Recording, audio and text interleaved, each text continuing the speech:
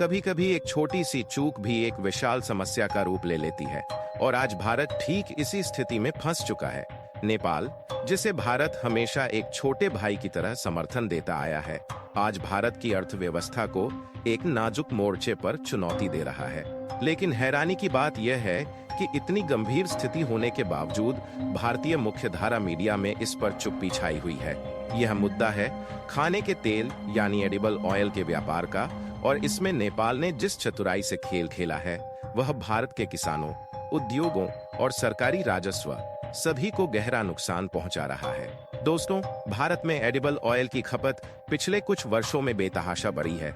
एक अनुमान के अनुसार भारत की एडिबल ऑयल की मांग अब पहले से 3 गुना ज्यादा हो चुकी है, और इसी बढ़ती डिमांड को देखते हुए भारत सरकार ने सितंबर 2023 में एक बड़ा फैसला लिया था। सरकार ने साफ्टा यानी south Asia free trade area के तहत नेपाल जैसे पड़ोसी देशों के साथ व्यापार को बढ़ावा देने के लिए एडिबल ऑयल पर लगने वाला इंपोर्ट ड्यूटी, जो पहले 27 से 35% तक था, उसे घटाकर 0 कर दिया। उद्देश्य नेक था, पड़ोसियों की मदद करना और आपसी व्यापारिक रिश्तों को मजबूत बनाना, लेकिन नियत और नतीजों के बीच अक्सर फासला होता है, और यही भारत से एक बड़ी चूक हो गई। नेपाल ने इस मौके को झपटते हुए एक जबरदस्त चाल चली। उसने न केवल शुल्क मुक्त तेल अपने देश में इंपोर्ट करना शुरू किया, बल्कि थोड़ा सा प्रोसेसिंग दिखाकर वही तेल भारत को भारी मात्रा में एक्सपोर्ट करने लगा। जनवरी से मार्च 2024 के बीच नेपाल से भारत में 60,000 टन तेल आया था, और अब 2025 के शुरुआती महीनों में यह आंकड़ा 1,80,000 टन से ऊपर जा चुका है। यानी तेल का आयात मात्र 1 साल में 3 गुना बढ़ गया। यह कोई साधारण इजाफा नहीं था, यह एक आर्थिक आक्रमण जैसा था। यहाँ ध्यान देने वाली बात यह है कि नेपाल खुद इतना तेल उत्पादन नहीं करता। उसकी अपनी घरेलू खपत भी 30 से 40 लाख टन प्रति माह है, लेकिन नेपाल में बड़े स्तर पर तेल का उत्पादन ना के बराबर है। ऐसे में सवाल उठता है कि नेपाल भारत को इतनी बड़ी मात्रा में तेल कैसे बेच रहा है। दरअसल नेपाल ने इंडोनेशिया, मलेशिया और अर्जेंटीना जैसे देशों से सस्ता कच्चा तेल इंपोर्ट करना शुरू किया। फिर उसे अपने देश में केवल थोड़ा सा प्रोसेसिंग करके, रिफाइन करके उसे नेपाल में बना हुआ दिखाकर भारत को बिना किसी शुल्क के बेचने लगा। यह सीधा सीधा साफ्टा के नियमों का उल्लंघन है, क्योंकि इस एग्रीमेंट का उद्देश्य घरेलू उत्पादन को बढ़ावा देना था, न कि महज ट्रांजिट बनकर दूसरे देशों का माल भारत में भेजना। इस रणनीति का परिणाम यह हुआ कि भारत के बाजारों में नेपाल का तेल भर गया। बिहार, बंगाल, उड़ीसा, झारखंड, दिल्ली और दक्षिण भारत के राज्यों जैसे तमिलनाडु और आंध्र प्रदेश तक नेपाल से आने वाले सस्ते तेल ने अपनी पकड़ बना ली। क्योंकि नेपाल से आने वाला यह तेल स्थानीय तेल से 10 से 15% सस्ता बिकता है, इसलिए स्वाभाविक है कि व्यापारी भी इसी सस्ते तेल को प्राथमिकता देने लगे।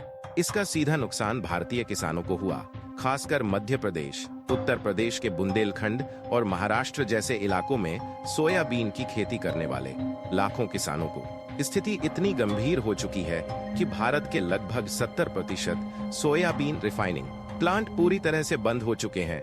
किसान अपनी फसलें बेचने के लिए दर दर भटक रहे हैं और उन्हें उचित मूल्य नहीं मिल पा रहा। कंपनियां उत्पादन बंद कर रही हैं, मजदूर बेरोजगार हो रहे हैं, और इससे भारत की ग्रामीण अर्थव्यवस्था पर गहरा आघात लग रहा है। वहीं सरकार को भी भारी राजस्व नुकसान उठाना पड़ रहा है, क्योंकि अगर सामान्य इंपोर्ट ड्यूटी लगती तो अरबों रुपए का टैक्स मिलता, जो अब नेपाल के व्यापारियों की जेब में जा रहा है। भारतीय सॉल्वेंट एक्सट्रैक्टर्स एसोसिएशन ने इस गंभीर स्थिति को देखते हुए प्रधानमंत्री नरेंद्र मोदी से हस्तक्षेप की अपील की है। उन्होंने साफ शब्दों में कहा है कि अगर तत्काल कदम नहीं उठाए गए तो लाखों किसानों और हजारों उद्योग कर्मियों की आजीविका खतरे में पड़ जाएगी।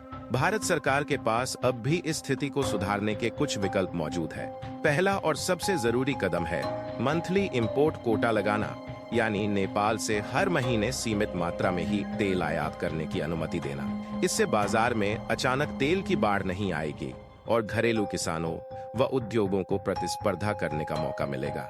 दूसरा कदम यह है कि एनसीसीएफ यानी नेशनल कोऑपरेटिव कंज्यूमर्स फेडरेशन जैसी सरकारी एजेंसियों के जरिए तेल के इंपोर्ट को नियंत्रित किया जाए, ताकि प्राइवेट व्यापारी मनमानी न कर सकें। तीसरा और बेहद महत्वपूर्ण कदम यह है कि सरकार एक स्वतंत्र एजेंसी से जांच करवाए कि नेपाल से आ रहा तेल वास्तव में साफ्ता के नियमों के अनुरूप है या नहीं।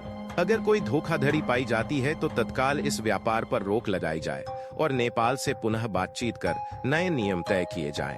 अगर भारत अभी भी ढील देता रहा तो आने वाले समय में यह संकट और भी गहरा हो सकता है। भारत के किसानों की आत्मनिर्भरता खत्म हो सकती है, देश का खाद्य सुरक्षा तंत्र कमजोर हो सकता है और सबसे बड़ी बात, ग्रामीण भारत की अर्थव्यवस्था जो करोड़ों लोगों की जीविका का आधार है, वह चरमरा सकती है। हमें खुद भी सजग रहना होगा।